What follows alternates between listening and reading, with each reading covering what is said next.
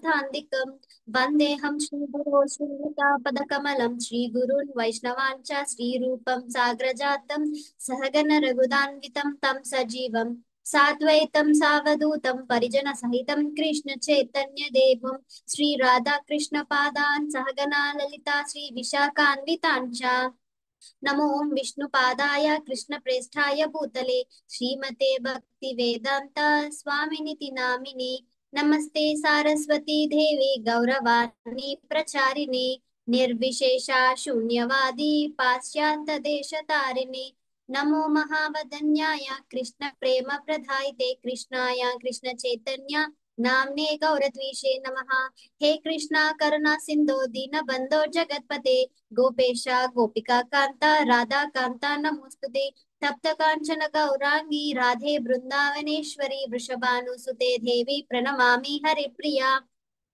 वाञ्छाकल्पतरुभ्यश्च कृपा सिन्धुन एव च पतितानां पावनेभ्यो वैष्णवेभ्यो नमो नमः जय श्री कृष्ण चैतन्य प्रभु नित्यानंद श्री अद्वैत गदाधरा श्रीवासादि गौर भक्त वृंद हरे कृष्णा कृष्ण कृष्णा हरे हरे हरे राम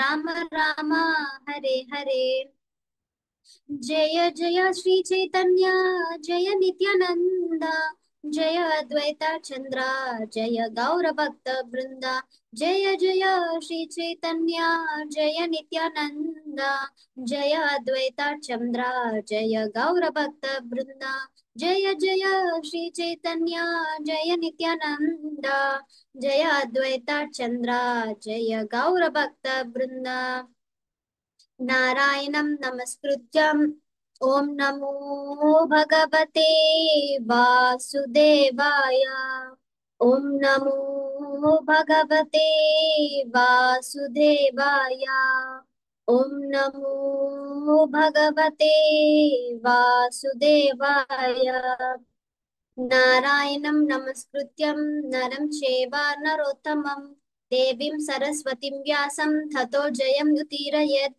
नष्टप्रायेषु भद्रेषु नित्यं भागवत सेवया भगवतत्युत्तमश्लोके भक्तिर्भवति नैष्टिकी कृष्णाय वासुदेवाय देवकी नन्दनाय च नन्दगोपकुमाराय गोविन्दाय नमो नमः मुखं करोति वाञ्छालं भङ्गुं लङ्घयते गिरिं यत्कृपा तमहं वन्दे श्रीगुरुं दीनतारणं परमानन्दमाधवं श्रीचैतन्य ईश्वरम्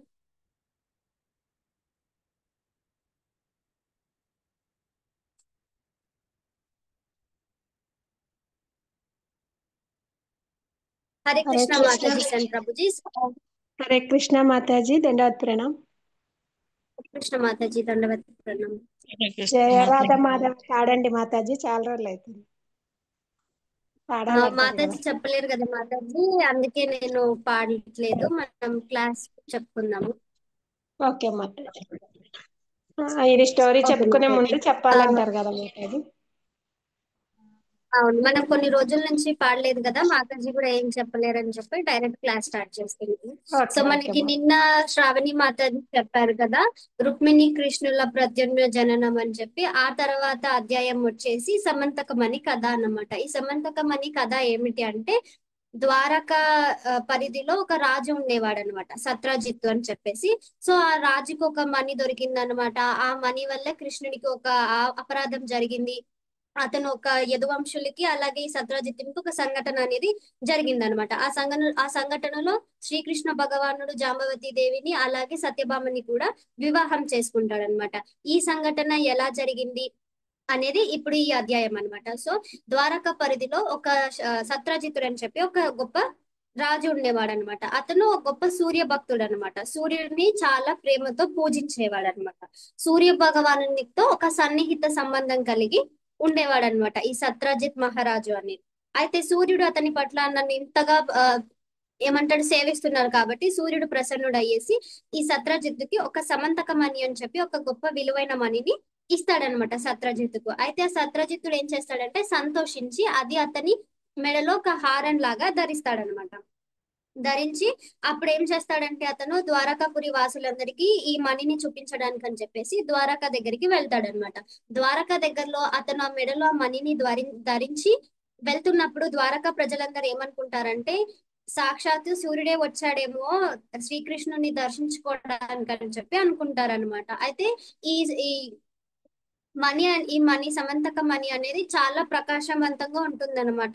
చాలా పవర్ఫుల్ గా, అలాగే సూర్యుడు ఎలా అయితే ప్రకాశిస్తాడో అదే విధంగా గొప్ప వెలుగులు అనేది వెదజల్లుతూ ఉంటుందన్నమాట. అది చూసి వాళ్ళందరూ ఏమనుకుంటారంటే సూర్య భగవానుడే శ్రీకృష్ణుని దర్శనానికి వచ్చాడేమో అని చెప్పి అనుకుంటారనమాట. అయితే ద్వారకా వాసులందరికీ తెలుసు అనమాట శ్రీకృష్ణ భగవానుడు దేవాది దేవుడు కాబట్టి, అంటే సహజంగానే శ్రీకృష్ణుని దర్శించుకోవడానికి దేవతలు వస్తుంటారు కదా, అలాగే సూర్య భగవానుడు కూడా దర్శించుకోవడానికి వచ్చాడు అని చెప్పి అంటారనమాట.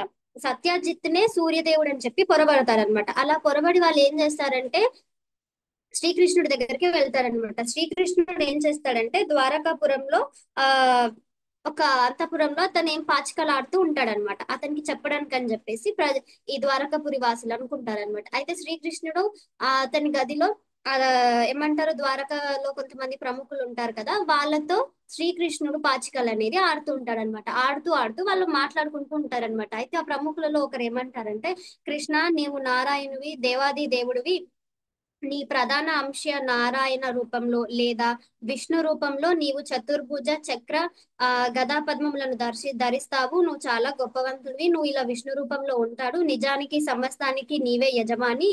నీవు దేవాది దేవుడు అయిన నారాయణే అంటే చెప్తుంటానమాట. నువ్వు చాలా విష్ణుమూర్తివి. విష్ణుమూర్తి ఎలా పద్మ పాదములను పట్టుకొని శంఖ చక్ర గదా పద్మాలను ఉంటాడో అలా ధరిస్తావు. అయినప్పటికీ కూడా నువ్వు ఏం చేసావు బృందావనంలో, యశోదమ్మ చేతతోని నువ్వు అల్లరి చేసి తాళ్లతో నిన్ను బంధించింది. అప్పుడు నిన్ను దామోదర అని చెప్పి పిలుస్తారు కదా, వాళ్ళందరూ డిస్కస్ చేసుకుంటారు అనమాట, మాట్లాడుకుంటారు.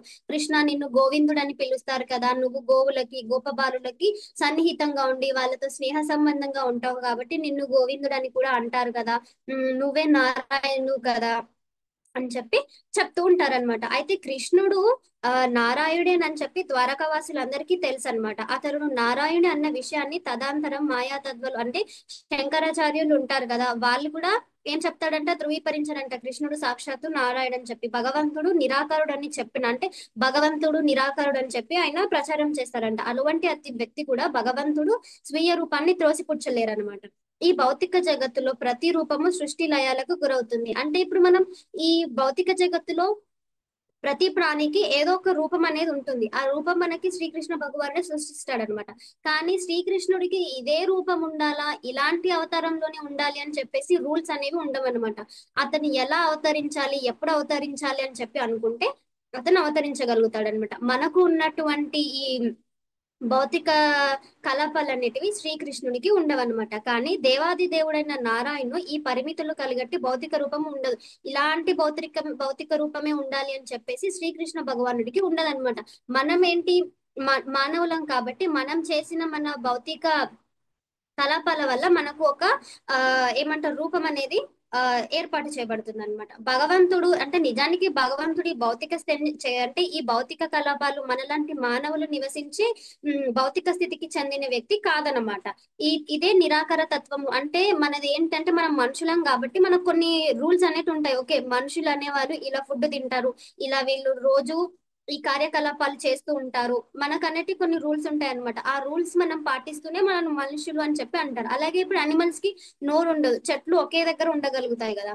అలా కొన్ని కొన్ని వాటికి వాటి వాటి పరిమితులు, వాటి వాటి గుణాలు ఆవరించబడతాయి. కానీ శ్రీకృష్ణుడికి అలాంటి ఈ భౌతిక స్థితిలో ఇలాంటివన్నిటి కూడా అతడు పాటింపవలసిన అవసరము ఉండదు. వీటన్నిటికీ అతడు అతీతుడు కాడు అని చెప్పి వాళ్ళు ఆ అంతపురంలో పాచికలాడుతూ కూడా వాళ్ళందరూ మాట్లాడుకుంటున్నారనమాట. ద్వారకా వాసులు శ్రీకృష్ణుని దామోదుడు గాని గోవిందుడు గాని కూడా సంబోధిస్తారనమాట. అప్పుడు అంటే అతను గోవులతోని సన్నిహితంగా ఉండేవారు. కృష్ణుడికి గోవులు అంటే ఇష్టం కాబట్టి గోవిందుడు, అలాగే గోపాలుడు అని చెప్పి పిలిచేవారు అనమాట. అయితే శ్రీకృష్ణుడు యదువంశంలోని అంటే శ్రీకృష్ణుడు యదువంశంలో వాసుదేవుని పుత్రుడిగా జన్మించాడు కదా, కాబట్టి అతనికి వాసుదేవుడా అని చెప్పి కూడా పిలుస్తారనమాట. ద్వారకా వాసులు ఏమని పిలుస్తారంటే శ్రీకృష్ణుని జగత్పతి, గోవింద, దామోదర, నారాయణ అని చెప్పి ఇలా వివిధ పేర్లు వివిధ నామాలను పట్టి శ్రీకృష్ణుని సంబోధిస్తారనమాట. శ్రీకృష్ణుని నిత్యము దర్శించగలిగే ద్వారకాపురు వాసులైనందు గర్వపడుతుంటారనమాట. అంటే శ్రీకృష్ణుని దర్శింపాలి, శ్రీకృష్ణునితో మనం ఏమంటారు శ్రీకృష్ణునితో చూడాలి అని అనుకుంటే దేవతలు కూడా ఋషులు కూడా చాలా గొప్ప గొప్ప యజ్ఞాలు కానీ లేదంటే తపస్సులు కానీ చేస్తే గానీ శ్రీకృష్ణుడు దర్శనం అనేది కలగదు. అలాంటి ద్వారకా వాసులకు శ్రీకృష్ణుని మనం రోజు చూడగలుగుతున్నామని చెప్పి గర్వపడతారనమాట. అనేక రకాలుగా శ్రీకృష్ణుని సంబోధించుకుంటారనమాట వాళ్ళు.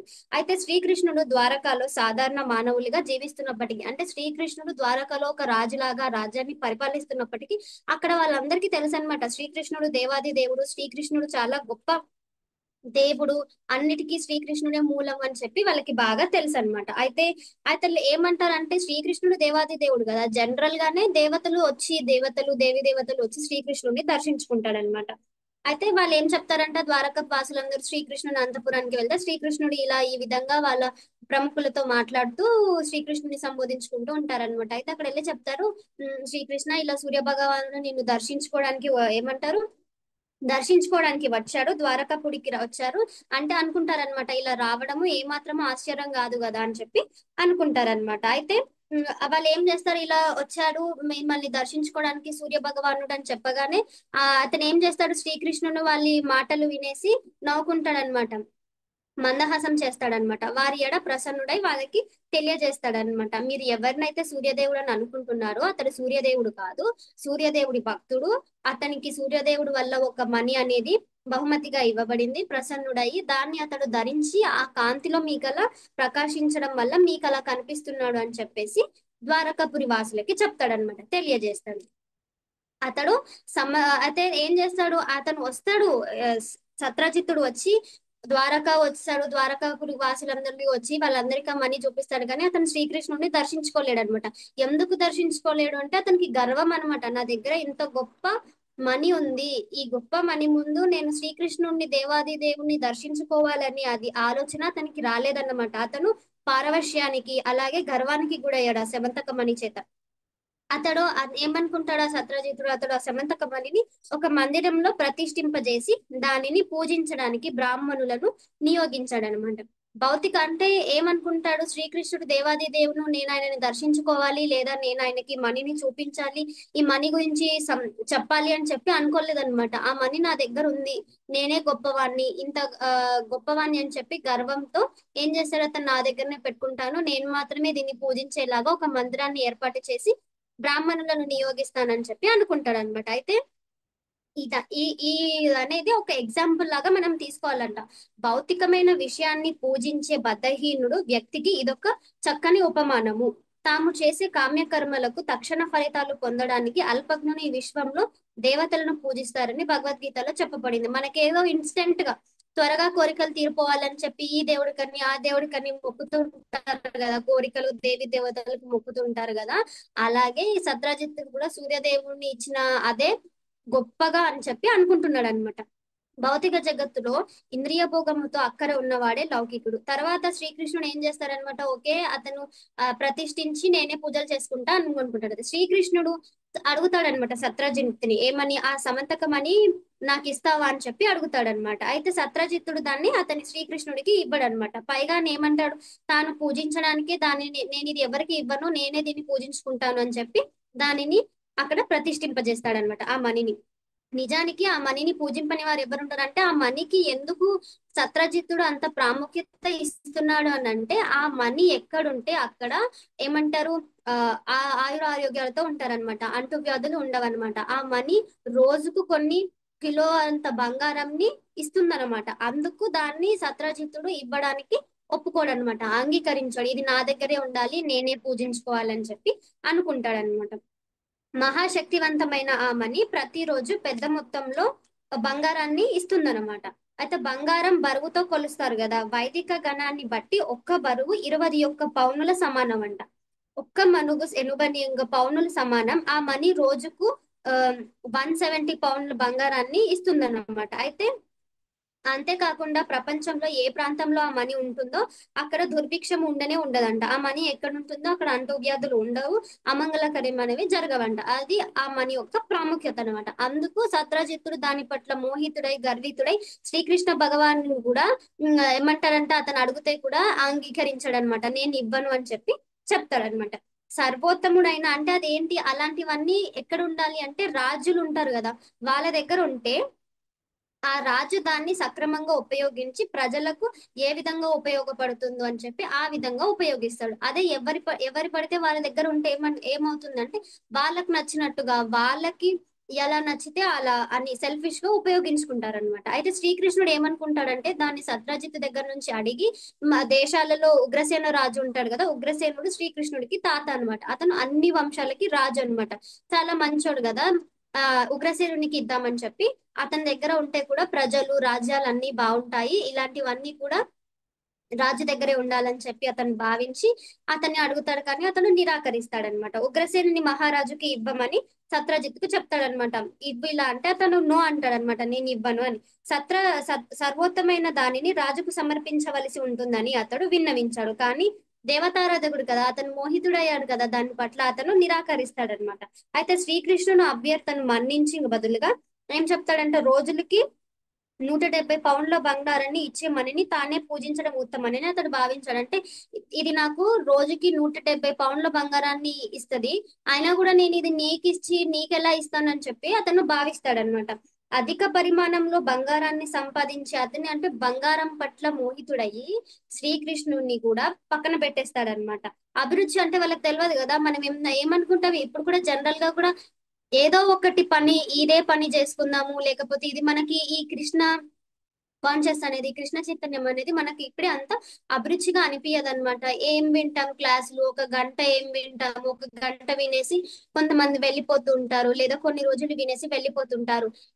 ఇది ఇక్కడ ఎగ్జాంపుల్ గా చెప్తున్నారనమాట. ఏమని బంగారాన్ని సంపాదించాలనే మోహంతో కృష్ణ భక్తి అతనికి అభిరుచిగా అనిపించట్లేదంట. అయితే మనం కూడా అట్లాగే అనుకుంటాం కదా, ఆలోచిస్తుంటాం కదా, అప్పుడప్పుడు 1 అవరే కదా ఏం వింటాము, లేకపోతే 11 కి కదా స్టార్ట్ అవుతది, మనం కొంచెం లేట్ గా జాయిన్ అవుదాం అని చెప్పేసి అలా అంటున్నారంట. కానీ నిజానికి మనం భగవద్గీతలో నేర్చుకుంటే ఏంటి, కృష్ణుడే అన్నిటికీ మూలం, కృష్ణుడే దేవాది దేవుడు, మనం ఆయనని సర్వదా గుర్తించుకుంటూ ఉండాలి, స్మరణ చేసుకుంటూ ఉండాలి అని చెప్పి అనుకుంటా ఉంటాం కదా.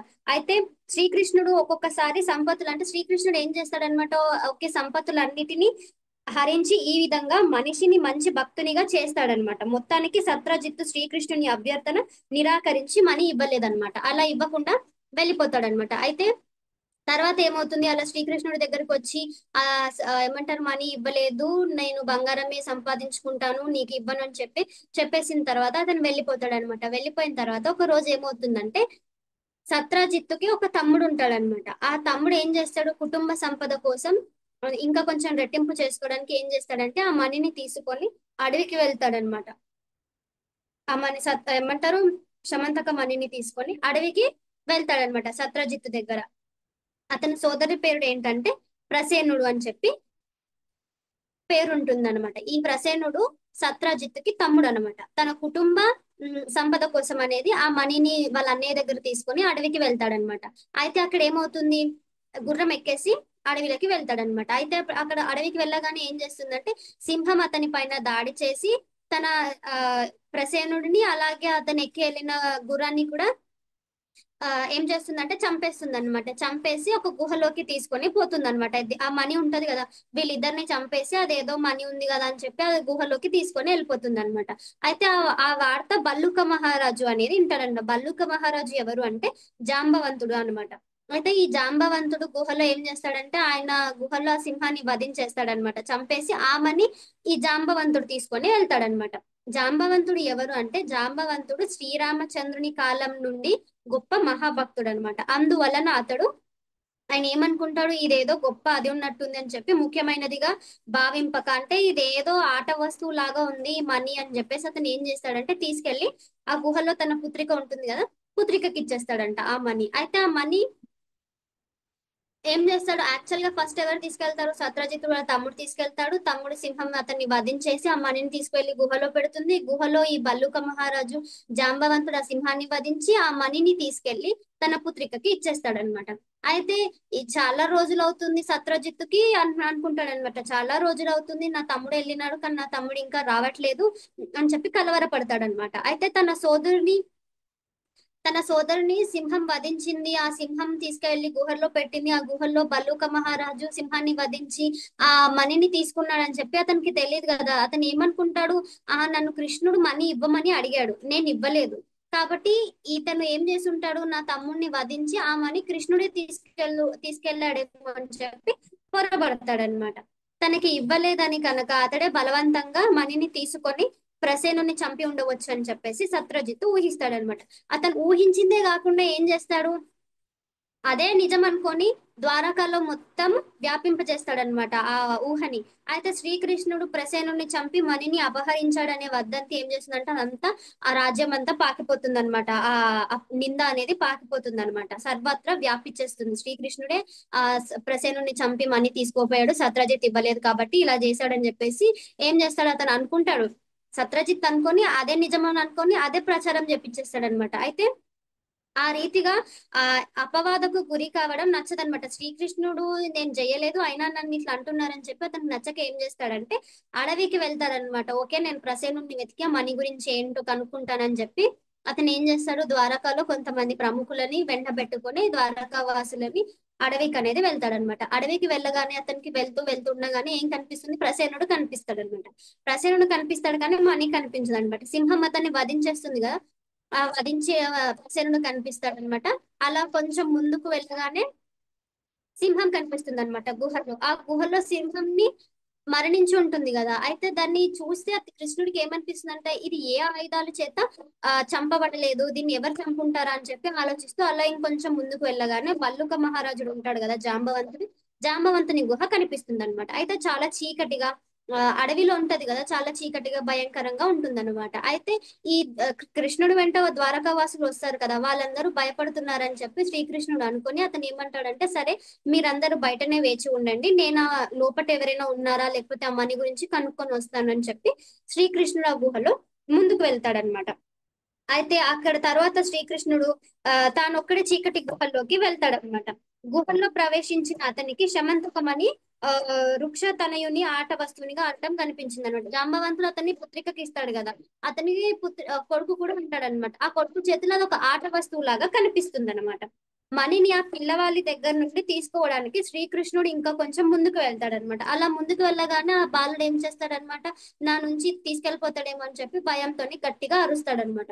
అరవగానే ఏమవుతుందంటే అక్కడ నుంచి జాంబవంతుడు అనేది పరిగెత్తుకుంటూ వస్తాడనమాట. ఏదో ఆపద వచ్చినట్టుందని చెప్పి కోపంతో పరిగెత్తుకుంటూ వచ్చేస్తాడనమాట. అయితే దది అరుపులు వినిన జాంబవంతుడు కోపంతో అక్కడికి వచ్చాడనమాట. నా జాంబవంతుడు నిజానికి గొప్ప భక్తుడు శ్రీరామచంద్రునికి, కానీ కోపం వలన తన ప్రభువుని గుర్తించలేకపోతాడనమాట. కోపం ఉంటుంది కదా అతనికి, కోపం వల్ల అతను ఏమనుకుంటాడు, సాధారణ మానవుడే నా గుహలోకి వచ్చి నా బాలుని చెంత ఉన్న ఈ ఆట వస్తువుని లాక్కెళ్ళిపోతున్నాడని కోపంతో ఏం చేస్తాడు, కోపంతో శ్రీకృష్ణుడి పైకి వస్తాడనమాట.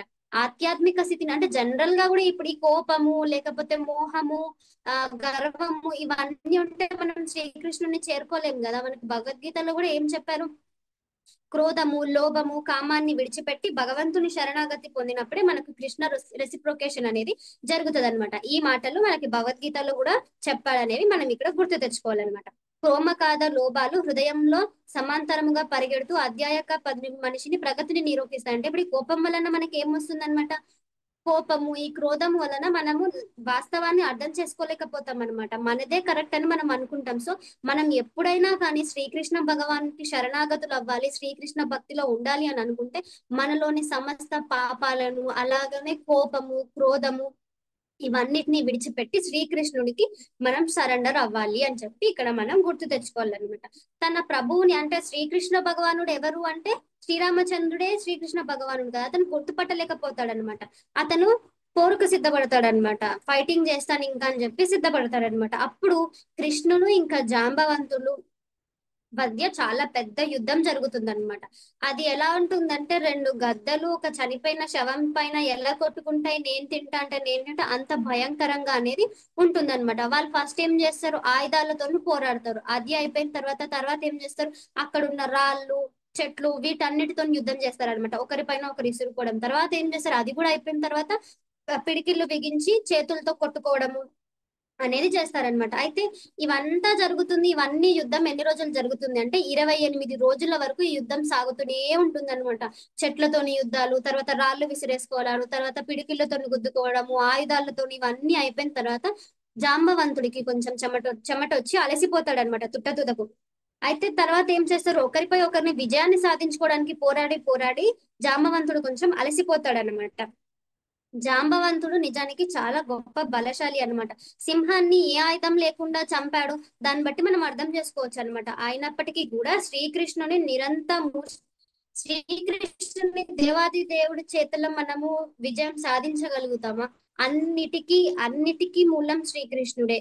అట్లాంటి శ్రీకృష్ణుడితోని యుద్ధం చేసి జాంబవంతుడు గెలవగలుగుతాడా? కానీ అతడు కోపం వల్ల మర్చిపోయాడు, ఇతను నా ప్రభు అని మర్చిపోయి కోపంతో యుద్ధానికి సిద్ధపడి అలా యుద్ధం చేస్తూ చేస్తూ 28 రోజులు గడిచిపోతుందన్నమాట. చివరకు అతనికి ఏంటి అంటే అలసిపోతాడు.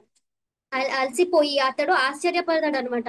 ఒక నిమిషం ఆలోచిస్తాడు, ఏంటిది, నాతో ఇలాంటి సామాన్య మానవులు అయితే నాతో ఇలా పోరాడలేరు, నేను చాలా బలవంతుడిని, సామాన్య మానవులు అయితే ఇలా పోరాడలేరని చెప్పి ఆలోచించి తన మానవాతీతి దేహబలం గురించి జాంబవంతునికి తెలుసు. కానీ కృష్ణుడిచే కొట్టబడిన తాను అలసినప్పుడు ఆ వృక్షక రాజు అతడు తన ఆరాధ్యమే దైవమే అని అర్థమవుతుంది. అప్పుడు అర్థమవుతుంది, నాతో గెలవలేని వాళ్ళు ఈ మానవ జాతిలో ఉండరు, కాబట్టి నేను ఇలా కృష్ణుడు ఇంకా నాతో యుద్ధం చేస్తున్నాడంటే ఇతనే నా ఆరాధ్య దైవం అని చెప్పి అప్పుడు అర్థమవుతుంది. అయితే భక్తులకు ఈ సంఘటన అతి ముఖ్యమైనది అంట. మొదటి దృష్టి భౌతిక కథలో కప్పబడుతుంది అనమాట. అంటే మనకి ఏంటి అంటే ఇప్పుడు కూడా మనం కృష్ణుడు అర్థం చేసుకోవాలి అంటే మనకి భౌతిక దృష్టి మాయ అనేది మనల్ని కప్పేస్తుంది అనమాట. మనకు అర్థం కాదు, మనం ఏమనుకుంటాం, ఇప్పుడు జనరల్ గా క్లాస్ వినాలన్నా ఒక్క 1 hour కదా, ఏం వింటాం, ఈ రోజు కాదు రేపు వింటాం. అట్లా మన భౌతిక స్థితి అనేది మన ఈ కృష్ణుని వైపు వెళ్ళపోవడానికి కప్పబడుతుందంట మన తెలివిని వలన. జాంబవంతుడు కృష్ణుని అర్థం చేసుకోలేకపోయాడు. జాంబవంతుడు కూడా అదే జరిగింది, అతను అర్థం చేసుకోలేకపోయాడు అనమాట. అతడు తన పుత్రుని పట్ల విలువైన సమంతకమణి పట్ల ఆసక్తుడై ఉన్నాడు. అంటే అతను ఏముంది, సమంతకమణిని శ్రీకృష్ణుడు నా పుత్రుని దగ్గర నుంచి లాక్కెళ్ళిపోతున్నాడు. ఆ కోపం వలన అతను ఏం చేశాడు, శ్రీకృష్ణుడు దేవాది దేవుడు నా ఆరాధ్య దైవాన్ని గ్రహించలేకపోయాడు అనమాట. అందుకే అతడు మణిని శ్రీకృష్ణునికి ఇవ్వగోరలేదు. కృష్ణుడిని మణిని తీసుకోపోవడానికి వచ్చాడని తలచి నిజానికి అమిత క్రూరుడయ్యాడు. ఇది భౌతిక స్థితి. మనిషి ఎంత బలశాలి అయినా అది శ్రీకృష్ణుని అర్థం చేసుకోవడానికి ఏ మాత్రము తోడ్పడడు. అంటే ఇలాంటి గొప్ప గొప్ప ఇప్పుడు ఇక్కడ ఈ జాంబవంతుడు గొప్ప భక్తుడు శ్రీరామచంద్రునికి. అలాంటి భక్తుడే శ్రీకృష్ణుని అర్థం చేసుకోలేక కోపంతో శ్రీకృష్ణుని యుద్ధం చేశాడు అంటే ఇంకా మనలాంటి వాళ్ళు ఎంత ప్రయత్నించి ఎంత కృష్ణ భక్తి భావన చేసి ఎన్నిసార్లు మనం క్లాసులు వింటే మనకి కృష్ణుని గొప్ప అర్థమవుతుంది. మనము ఈ మాయ చేని మోహితులు అవ్వకుండా, మాయ అని ఈ భౌతిక స్థితిలో మన తెలివిని కప్పబడకుండా మనం శ్రీకృష్ణుని గురించి ఎప్పుడు తెలుసుకోగలుగుతాం. అందుకే మనం ఏంటి అంటే క్లాసులో ఉన్నప్పుడు అయినా లేదంటే సత్సంగంలో ఉన్నప్పుడైనా కృష్ణుని గురించి వింటున్నప్పుడైనా మనం శ్రద్ధగా ప్రేమతో వినాలి అన్నమాట. అంటే కొన్ని సార్లు మనం మిస్ చేసుకుంటాము, అయినా కూడా మనం తిరిగి ప్రయత్నిస్తూ ఉండాలన్నమాట. వాస్తవం మనకి తెలుసు, శ్రీకృష్ణ భగవానుడు దేవాది దేవుడు, మనం అతనికి శరణాగతి అవ్వాలి, శరణాగతి అయ్యి శ్రీకృష్ణుని సేవించుకోవాలి, పూజించుకోవాలి అని చెప్పి మనకి తెలిసినా కూడా మనం కొన్ని సార్లు మనం నిర్లక్ష్యం చేస్తూ ఉంటాం అనమాట. అలా చెయ్యకుండా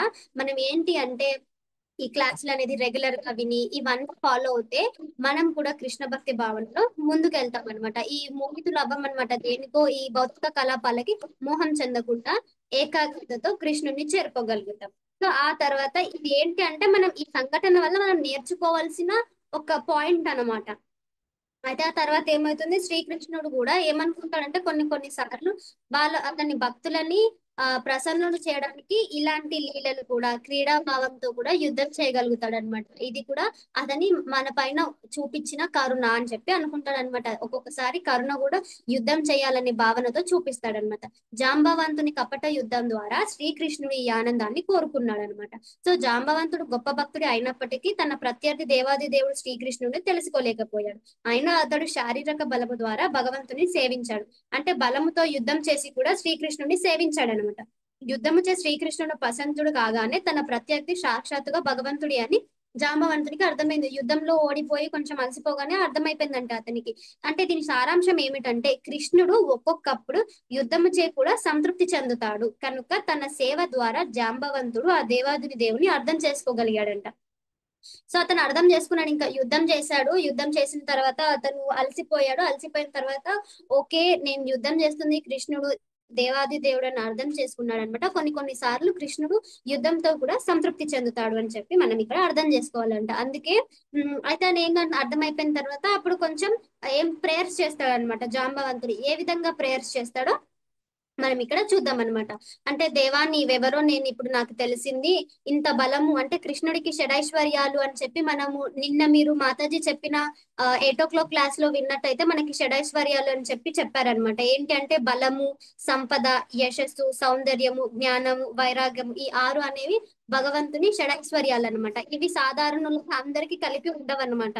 భగవంతునికి ఈ షడైశ్వర్యాలు అన్ని కలిపి ఉంటాయి. ఇవన్నీ ఉన్నాయని మనం భగవంతుని దేవాది దేవుడిని గుర్తుంచుకుంటాం అనమాట. అయితే ఇప్పుడు కొంతమందికి బలం ఉంటది, అందం ఉండదు. కొంతమందికి అందం ఉంటది, తెలివి ఉండదు. కొంతమందికి సంపద ఉంటుంది, కొంతమందికి అందం ఉంటుంది. కానీ భగవంతుడికి ఏంటి అంటే షడైశ్వర్యాలు అన్ని ఉంటాయంట. సంపద ఉంటుంది, బలము ఉంటుంది, సౌందర్యము ఉంటుంది, యశస్సు, జ్ఞానము, అలాగే వైరాగ్యము అన్నమాట. అయితే ఇవన్నీ మూలమైనట్టు విష్ణు భగవానుడివి నువ్వే అని చెప్పి అంటాడనమాట. అయితే జాంబవంతుని ఈ మాట వేదాంత సూత్రము ధృవీకరించింది అనమాట. అందులో భగవంతుడే సమస్తానికి మూలమని ప్రకటింపబడింది అనమాట.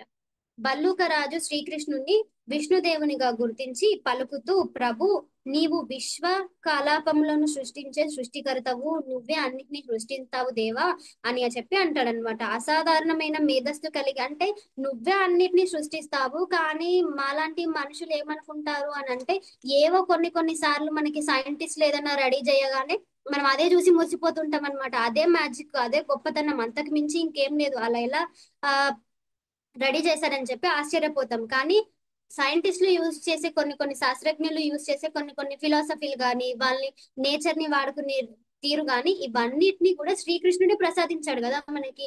ఈ ప్రకృతిని గాని అయితే ఏం చెప్తున్నాడంటే శాస్త్రజ్ఞులు చేసిన చిన్న చిన్న వాటికే మనుషులు చూసి పొంగిపోతుంటారు, కానీ నిజానికి వాళ్ళకి అంతటి తెలివినిచ్చింది కూడా నీవే కదా ప్రభు, వాటిని ఎందుకు గుర్తించుకోలేకపోతారు అని చెప్పి అంటున్నాడు అనమాట. అలాగే ఈ ప్రకృతిని వాళ్ళకి కావాల్సిన అన్నిటినీ కూడా అమర్చింది నువ్వే, వాళ్ళకి అంతటి తెలివినిచ్చింది కూడా నువ్వే ప్రభు అని చెప్పేసి శ్రీకృష్ణుడిని ప్రేయర్ చేస్తూ ఉంటాడనమాట. జాంబవంతుడు ఇంకనూ పలుకుతూ సకల భౌతిక తత్వాలను సంఘటవతి నీవే గురువి, ఆది గురువి, అన్నిటికీ మూలము నీవే అని చెప్పి చెప్తాడంట. నీవే కాల స్వరూపము, అటువంటి కాలమునందే సృష్టి జరిగి పోషింపబడి చివరకు నశింపబోతుంది. ఈ భౌతిక తత్వాలు కాలమునకు అతీతముగా ఉండే సృష్టిలో తత్వాలను లాభాలను వాడుకునే జీవులు నీ అంశలే. ఇవన్నిటిని కూడా మానవులను సృష్టించింది కూడా నువ్వే, వాళ్ళు కూడా నీ అంశలే అని చెప్పేసి చెప్తున్నారు అనమాట. అయితే ఇంకేం చెప్తాడంటే శ్రీకృష్ణుడు ఒక్కొక్కసారి యుద్ధం ద్వారా కూడా సంతృప్తి చెందుతాడంటే జాంబవంతుడికి ఏమంటారు జ్ఞానోదయం అయిపోతుంది. తర్వాత నుంచి ప్రేయర్స్ చేస్తాడు కదా, దేవాది దేవ శ్రీకృష్ణ భగవానుడు తాను పూజించే శ్రీరామచంద్రుడు అని చెప్పి అర్థం చేసుకుంటాడంట. అర్థం చేసుకొని ఏం చెప్తాడంటే నీవే రాముడివి, శ్రీరాముడిని నేను అప్పుడు చూశాను, అతను ఎలా అంటే సముద్రాన్ని అతనికి దారిచ్చింది, రావణుణ్ణి బాణాలతోని చంపేశాడు, ఇలాంటి గొప్ప గొప్పవన్నీ దేవుళ్ళకే సాధ్యమవుతుంది, భారతి కట్టాడు ఇట్లా శ్రీరాముడు సముద్రం పైన లంకకి చేరుకోవడం కోసం, రావణుని సంహరించడం వంటి ఘట్టాలను జాంబవంతుడు గుర్తు చేసుకుంటాడు అనమాట. అతను శ్రీరామచంద్రుడి కాలంలో నుంచి ఉంటాడు కాబట్టి ఇలా అప్పుడు నా ఆరాధ్య దైవం ఇలా చేశాడని చెప్పేసి గుర్తించుంటాడు. శ్రీరామునికి అతను వారధి కట్టాలి లంకకి చేరుకోవడానికి అన్నప్పుడు ఏం చేస్తుంది, నది త్రోవనిచ్చి అతడు లంకా ద్వీపాన్ని చేరుకున్నకు చేసిందనమాట. అయితే ఆ రావణుని రాజ్యం తగలబెట్టింది, యుద్ధంలో నీ తీక్షణమైన బాణాలచే రావణుని దేహం తూట్లు పడింది, ఈ అసురుని తలలు నేలరాలై ఆ రాముడివి నీవేనని నేను తెలుసుకున్నాను, అంతటి అపారమైన శక్తి వేరెవ్వరికీ ఉండదు, అన్యులైన వారెవ్వరూ నన్ను ఈ రీతిగా ఓడించలేరు. అంటే శ్రీరామచంద్రుడు నేను ఉన్నప్పుడు ఇలా ఇలా చేశాడు, ఇంతటి శక్తి మీ దేవాది దేవుడికే ఉంటుంది కదా, నేను తెలుసుకున్నాను, నన్నైతే ఇలా సామాన్య మానవులు ఓడించలేరు, నువ్వు దేవాది దేవుడిని నేను అర్థం చేసుకున్నాను, నీవే శ్రీరామచంద్రుడు, ఇవన్నీ నేను అర్థం చేసుకున్నానని చెప్పి జాంబవంతుడు అనేది చెప్తాడనమాట. జాంబవంతుని పలుకులు ప్రార్థనలను సంతోషించి శ్రీకృష్ణుడు అతనిని దేహ బాధను అంటే వాళ్ళు చాలా రోజుల నుంచి యుద్ధం చేస్తారు కదా, దేవాది దేవుడి కంటే దెబ్బలు ఇవన్నీ ఏమి ఉండవు, ఎందుకంటే అతను సాక్షాత్తు విష్ణు భగవానుడు దేవాది దేవుడు కాబట్టి జాంబవంతునికి ఆ నొప్పులు అవన్నీ దెబ్బలు ఉంటాయి కాబట్టి అయితే కృష్ణుని ఇలా ప్రేయర్ చేయగానే అతను ఏం చేస్తాడంటే ఇట్లా జాంబవంతుని ఒకసారి ముట్టుకోగానే ఆ దెబ్బలు నొప్పులు అన్ని నశించిపోతాయి అన్నమాట. అలాగే అతను చాలా అలసిపోతాడు కదా యుద్ధం చేసి, ఆ అలసట కూడా కృష్ణ భగవానుడు తొలగిస్తాడనమాట. అతని దేహ బాధను శమింపజేసి తన కారకములతో అతని దేహం అంతటిని సృష్టించాడనమాట. ఈ విధంగా భల్లుకరాజు మహాయుద్ధ అలసట నుండి తక్షణమే ఊరట పొందాడనమాట. అయితే శ్రీకృష్ణుడు ఏం చేస్తాడంట, అనుగ్రహం జాంబవంతుని ప్రార్థనలకి సంతోషిస్తాడు. అంటే ఈ సమంతకమణి గురించి శ్రీకృష్ణుడు ఎక్స్ప్లెయిన్ చేస్తాడంట జాంబవంతుడికి. నేను అసలు ఇక్కడికి ఎందుకు వచ్చాను, ఇలా నా పైన ఒక అపరాధం అనేది వాళ్ళు సృష్టించారు ద్వారకాలో, ఈ మనీ అనేది నేను తీసుకోవడానికి వచ్చాను. ఇలా సురాసేనుడు అని ఉంటాడు కదా, ప్రసేనుడు అని చెప్పి ఉంటాడు కదా, ప్రసేనుడి దగ్గర నేను ఈ మనీ తీసుకుందామని వస్తే అతను మరణించాడు. సింహాన్ని నువ్వు వధించేసి ఈ మనీని నీ పుత్రునికి ఆడుకునేలాగా ఇచ్చావు, సో ఈ మనీ నాకు ఇస్తావా అని చెప్పి అడుగుతాడనమాట. అయితే నా నా పేరుకు ఇది మనీ వల్ల కలంకాన్ని తొలగించడానికి నేను ఆ మనీ కోరిక తను వచ్చానని శ్రీకృష్ణుడు జాంబవంతునికి స్పష్టం చేస్తాడనమాట. ఇలా నా పైన పడిన నింద తొలగించుకోవడానికి ఆ మనీని తీసుకెళ్లడానికై నేను వచ్చాను అని చెప్పి చెప్తాడనమాట. అప్పుడు జాంబవంతుడు ఏం చేస్తాడు అర్థం చేసుకొని, దేవాది దేవా, నీలాంటి వాళ్ళు నన్ను ఏమంటారు కరుణ చూపించడం చాలా గొప్ప అని చెప్పి అర్థం చేసుకొని ఆ మనీని శ్రీకృష్ణుడికి ఇవ్వడానికి అంగీకరిస్తాడనమాట. అలాగే అతను ఏం చేస్తాడు, అడగగానే అయితే శ్రీకృష్ణుడు జాంబవతి అయితే ప్రీత్యర్థం శమంతకమణి కాగా అతను ఏం చేస్తాడు, నువ్వు శమంతకమణియే కాదు నా కుమార్తెని కూడా నువ్వు వివాహం ఆడవలసిందిగా చెప్పి కోరుకుంటాడనమాట. శ్రీకృష్ణుడు జాంబవంతి వివాహము, సమంతకమణి తిరిగి ఇవ్వడము అనే వృత్తాంతము ఇదంతా కొండ గుహల్లోనే జరిగిపోతుంది అనమాట. మణి ఇస్తాడు, మణితో పాటు జాంబవంతుని పుత్రిక ఉంటుంది కదా జాంబవతి, తనని కూడా ఇచ్చి వివాహం చేసుకోమని అంటే అతను కూడా వివాహం చేసుకొని ఈ సంఘటన అంతా కూడా కొండ గుహల్లోనే జరుగుతుంది అనమాట. అయితే ఈ కొండ గుహల్లో ఇదంతా యుద్ధం అంతా 28 రోజులుగా జరుగుతుంది కదా. అయితే అక్కడ కృష్ణుడు గుహల్లోకి వచ్చే ముందు ద్వారకా వాసులను కొంతమంది మీరు భయపడతారు కదా, అక్కడే గుహ బయట ఉండండి అంటారు. వాళ్ళంతా కొన్ని రోజులు వేచి చూసి తిరిగి ఏమో అనార్థమే జరిగి ఉంటుందని చెప్పేసి తిరిగి ద్వారకాకి వెళ్ళిపోతారనమాట. అసలు ఏం జరిగిందో వాళ్ళకి తెలియదు కదా, అసలు లోపట యుద్ధమే జరుగుతుందో లేకపోతే ఏం జరుగుతుందో వాళ్ళకి తెలియక భయపడేసి వాళ్ళు తిరిగి ద్వారకాకి వెళ్ళిపోతారనమాట. కృష్ణుడు లేకుండా పౌరులు తిరిగి రావడం చూసి దేవకీదేవి, వసుదేవుడు, రుక్మిణీదేవి, బంధుమిత్రులు, అంతపురంలో వారు అతి దుఃఖితులయ్యారనమాట. కృష్ణుడు రాలేడు, అక్కడే గుహలో ఉండిపోయాడు అని చెప్పి వాళ్ళందరూ చాలా బాధపడతారనమాట. కృష్ణుడు అలా గుహలోకి వెళ్ళి ఇలా మిస్సింగ్ జరగడం అనేది కూడా ఇదంతా ఎవరి వల్ల జరిగిందంటే సత్రజిత్ వల్లనే జరిగింది కాబట్టి అతన్ని వాళ్ళు శాపనార్థాలు ఇస్తారనమాట. వారంతా కృష్ణుడు తిరిగి రావాలని చెప్పి ప్రార్థిస్తూ ఉంటారనమాట ద్వారకాలో.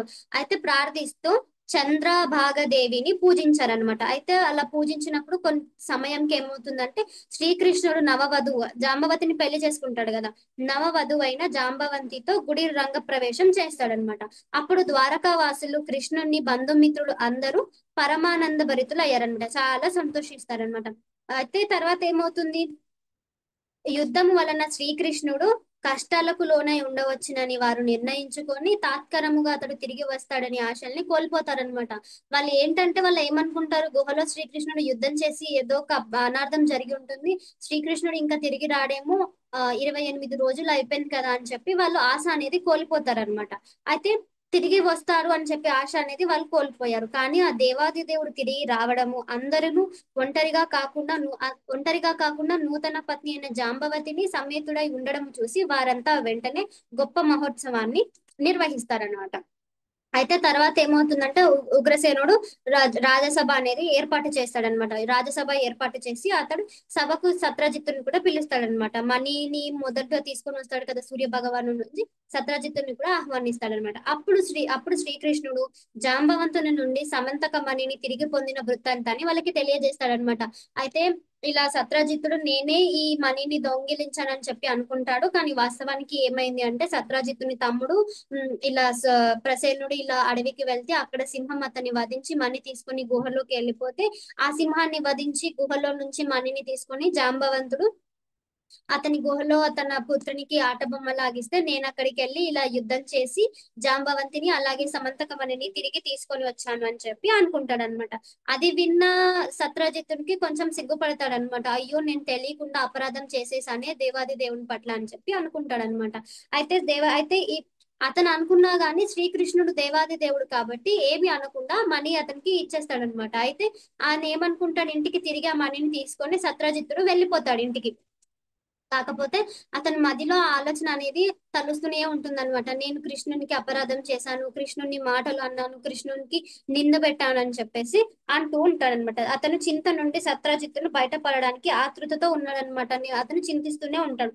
కృష్ణుని పట్ల చేసిన అపరాధాన్ని నిజంగా చాలా బాధపడుతూ ఉంటాడనమాట. నేను కృష్ణుని ఇలా అనేసాను అని చెప్పి బాధపడుతూ ఉంటారనమాట. అయితే సరిదిద్దుకోలేని తప్పు నేను చేసేసాను అని చెప్పి బాధపడుతూ ఉంటే అప్పుడు అంతరము నుండి శ్రీకృష్ణుడే అతనికి ఉత్తమ తెలివిని ఇచ్చాడనమాట. అయితే శ్రీకృష్ణుడే అతను ఏం చేస్తాడు, బాధపడుతూ ఉంటే శ్రీకృష్ణుడు అతనికి అంతరం నుండి ఒక తెలివి ఇస్తాడనమాట. దానితో సత్రాజిత్తుడు మణిని, సుందరమైన తన కుమార్తె సత్యభామను శ్రీకృష్ణుడికి ఇవ్వాలని నిశ్చయించుకున్నాడంట. అయితే ఏమనుకుంటాడు, నేను తప్పు చేసేసాను, క్షమించడానికి తప్పు చేసేసానని చెప్పి ఆలోచిస్తుంటే శ్రీకృష్ణుడికి ఏం చేస్తాడంటే అతనికి ఒక తెలివిని కలిగిస్తాడు. అప్పుడు అతనికి ఒక ఆలోచన వస్తుంది, నేను ఈ మణిని అలాగే నా చాలా సౌందర్యవతి అయిన కుమార్తె అయిన ఏమంటారు సత్యభామని శ్రీకృష్ణునికి ఇవ్వాలని నిశ్చయించుకుంటాడనమాట.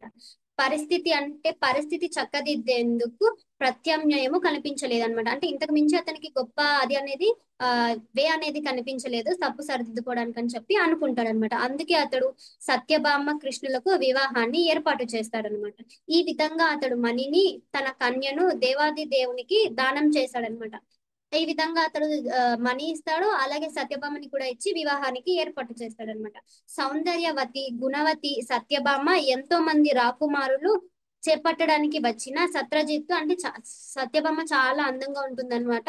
అలాగే ఆ, చాలా గొప్ప గుణవతి అంట. ఆమెని పెళ్లి చేసుకోవడానికి చాలా మంది రాజులు ఉన్నా కానీ ఏం చేస్తాడు సత్రజిత్తుడు, తనకి యోగ్యుడైన అల్లుని కొడుకు ఇంతకాలం వేచి చూశాడనమాట. నా కూతురికి ఇతను తగిన వాడు కాదు, ఇతను తగిన వాడు కాదు అని చెప్పి చాలా మంది రాజులు వెయిట్ చేస్తున్నా గానీ, చాలా మంది రాజులు వెళ్ళి అడిగినా గానీ ఇంకా నా కూతురికి తగినైన వరుడు కనిపించలేదని చెప్పి ఇంతకాలం వేచి ఉంటాడనమాట. అయితే ఇప్పుడు అతనికి ఆలోచన వస్తుంది, శ్రీకృష్ణుడు కంటే యోగ్యుడైన వాడు ఇంకెక్కడైనా దొరుకుతాడా నాకు అని చెప్పి అతను ఆలోచించి కేవలం కృష్ణుని అనుగ్రహము వలనే అతడు తన కుమార్తెని ఆ దేవాది దేవుడికి ఇవ్వడానికి నిశ్చయించుకున్నాడు అనమాట. సత్రాజిత్తుడి పట్ల ప్రసన్నుడైన శ్రీకృష్ణుడు తన సమంతకమణిని, నాకు అతను ఏం చెప్తాడు, సమంతకమణి ఇంకా కన్యను దానం చేయాలనుకుంటాడు కదా, కానీ కృష్ణుడు ఏం చేస్తాడు, ప్రసన్నుడయ్యి నాకు ఈ సమంతకమణి అవసరం లేదని చెప్తాడనమాట. ఆ దేవాది దేవుడు అప్పుడు పలుకుతూ, దానిని మందిరంలో నీ చెంతనే ఉండనివ్వు, నువ్వు మందిరం ఏర్పాటు చేసి పూజలు చేయాలనుకున్నావు కదా, నీ చెంతనే ఉండనిచ్చి పూజలు చెయ్యి, దాని వలన మనం అందరం కూడా ఎప్పుడు సుఖ సంతోషాలతో ఉంటాము, మనకి ఎలాంటి అంటు రోగాలు ఇవేవి రాకుండా ఉంటాయి, మనం లాభాన్ని పొందగలుగుతాము, నువ్వు మందిరంలోనే ఉంచు అని చెప్పి చెప్తాడనమాట. ఆ మణి ద్వారకాలో ఉండటం వలన అనావృష్టి గాని, అంటువ్యాధి గాని, అత్యధిక శీతావతలు వల్ల కలిగే కలతలకు గాని కాబోవు అని చెప్పి చెప్తాడనమాట. అయితే ఈ విధంగా సమంతకమణి కథ అను దశమ స్కందంలోని 76వ అధ్యాయంనకు భక్తి వేదాంత భాష్యము సమాప్తము అన్నమాట. సో ఈ విధంగా సమంతకమణి కథ అనేది ముగిసిందనమాట. సో ఇందులో మీకు ఏమైనా అర్థం కాకపోయినా, మీకేమైనా ప్రశ్నలున్నా మీరు అడగొచ్చు, లేదా నాకు వస్తే నేను ఆన్సర్స్ మీకు చెప్తాను, లేదంటే మనం మాతాజీని అడిగి కూడా మనం తెలుసుకోవచ్చు. మీ అందరికీ అర్థమైందని అనుకుంటున్నాను. ఏమైనా ప్రశ్నలు ఉంటే మీరు అడగొచ్చు.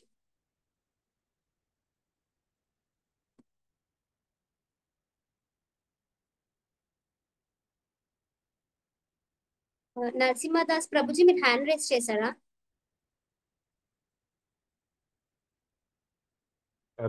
లేదు మాతాజీ, అంత బాగానే చెప్పారు, చాలా చక్కగా, సంతోషం. Thank you Prabhuji. దండ ప్రణామం మాతాజీ. ప్రభుజీ. హరే కృష్ణ, హరి హరి బోల్ మనీషా మాతాజీ. హరే కృష్ణ ఇంత మాతాజీ. చక్కగా చెప్తే వాళ్ళకి ఏం డౌట్లు రావు. ఇంకా క్లారిటీ చాలా బాగుంది, చాలా బాగా ఉచ్చారణ అంతా బాగా చెప్పారు, చాలా బాగా. కంగ్రాచులేషన్స్ అండ్ హరి బోల్. Thank you. Hare thank Krishna you మాతాజీ. మాతాజీ, బాగా చెప్పారు, బాగుంది. హరే కృష్ణ మాతాజీ, హరే చాలా కృష్ణ మాతాజీ. హరే కృష్ణ మాతాజీ, దండ ప్రణామం, చాలా బాగా చెప్పింది. హరే కృష్ణ మాతాజీ. హరే కృష్ణ మాతాజీ, దండవత్ ప్రణామ్. బాగా చెప్పారు Mataji. Thank you Mataji. Non stop ఏం గ్యాప్ కూడా ప్రశ్నలు లేవు. మాతాజీ, హరే చాలా చెప్పండి కృష్ణ బబిత మాతాజీ. మాతాజీ. మీరు ఎంత బాగా ప్రిపేర్ అయ్యారో తెలుస్తుంది. నాన్ స్టాప్ చెప్తాను వెళ్తున్నారు. మాతాజీ కృపై మాతాజీ మాతాజీ మనకి నేర్పించినవే మనం కొంచెం ప్రాక్టీస్ చేసి చెప్తున్నాము. చాలా బాగా చెప్తున్నారు. Thank you Mataji. Hare Krishna Mataji. Hare Krishna Mataji.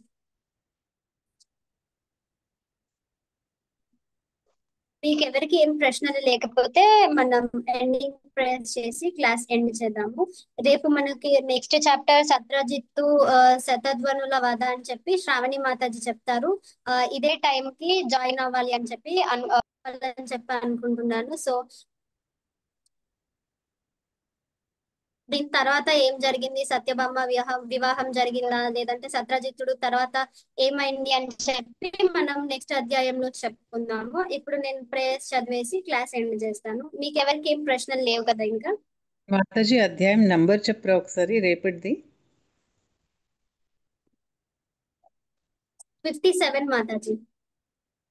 Thank you Mataji. Satrajit శతధ్వనుల వధ. Thank you Mataji. Hare Krishna. Thank you Mataji. Shravani Mataji నేను ఎండింగ్ ప్రేయర్స్ చేసేమంటున్నా.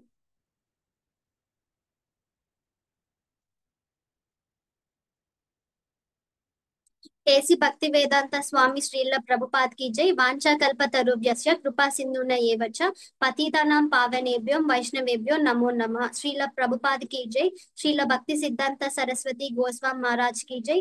नामाचार्य श्रील हरिदास ठाकुर की जय. अनंत कोटि वैष्णव भक्त वृंद की जय. प्रेम से कहो श्री कृष्ण चैतन्य प्रभु नित्यानंद श्री अद्वैत गदाधर श्रीवासादि गौरव भक्त वृंद की जय.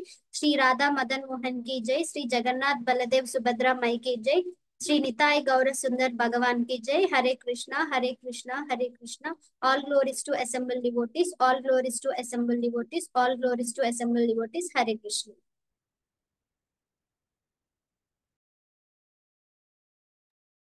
हरी बोल माताजी, हरी बोल.